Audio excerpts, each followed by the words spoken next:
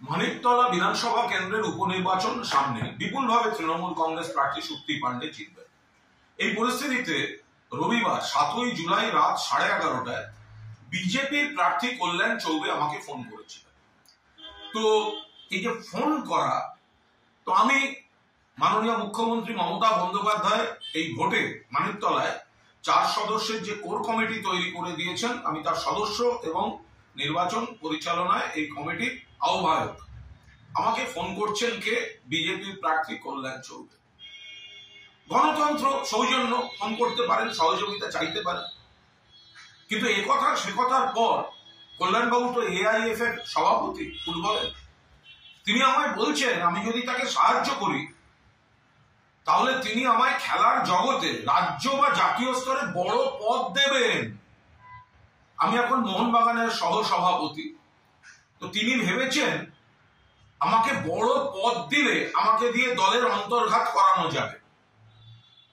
এটা অত্যন্ত কুরুচিকর, নিম্নমানের, সংকীর্ণ, একটা বাজে মানসিকতা।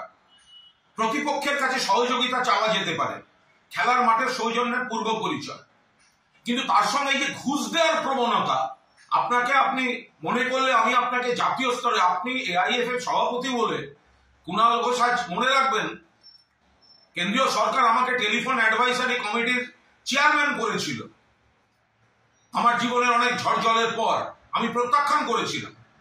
আমি বলছি অত্যন্ত খারাপ মানসিকতা বিজেপির এই প্রার্থী, এবং বিজেপির এই হচ্ছে হাল, গোহারা হারবে। সেই জন্য তৃণমূলের কোর কমিটির কনভেনারকে বলছে আপনি আমাদের সাহায্য করুন, আপনাকে বড় পদ দেব। এটা তো ঘুষ দেওয়ার চেষ্টা। আমি ওই অডিওটা, ওই অংশটা সকলের জন্য দিয়ে দিলাম। আর অতীতে উনি একটা অত্যন্ত অন্যায় কাজ করেছিলেন, সেগুলো স্বীকার করেছেন। সেই অংশটা আজকে দিচ্ছি না, শুধু ওই অংশটা আপনাদের দিয়ে দিলাম।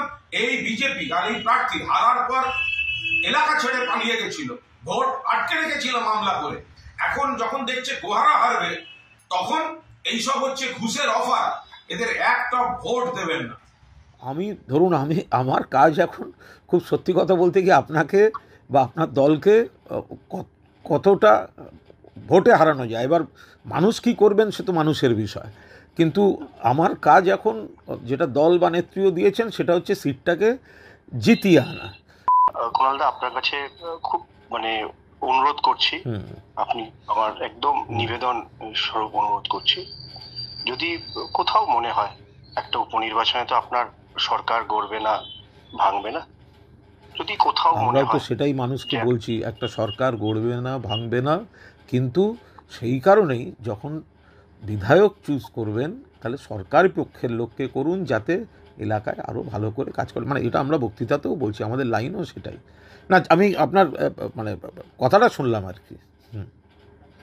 না, আমি ঠিক, আপনি যা বলেছেন ঠিক বলেছেন, কিন্তু আমি যদি এখান থেকে বিধায়ক হতে পারি, আমার মনে হবে যে সেখানে আপনার একটা বৃহৎ ভূমিকা থাকবে।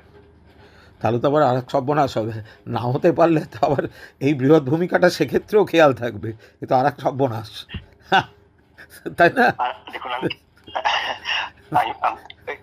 দেখুন কথায় তো চলতে থাকবে। না, ঠিক আছে, খেলাধুলার একদম ঠিক আছে, এটা হতেই পারে। আপনি লড়েছেন, দেখা যাক, বাকি আবার কথা হবে ভবিষ্যতে। আমি বলি যে যদি কৃতজ্ঞতা স্বরূপ, না যদি ভবিষ্যতেও কখনো খেলাধুলায়, সে সর্বভারতীয় পর্যায়ে হোক কি রাজ্য পর্যায়ে হোক, কোথাও আপনার মনে হয়, আমি আপনাকে অ্যাকোমোডেট করার চেষ্টা করব। থ্যাঙ্কস, আপনি বলেছেন, আমার খুব একটা ওসবে আগ্রহ নেই, তবে ঠিক আছে, ভালো থাকবেন, পরে কথা হবে।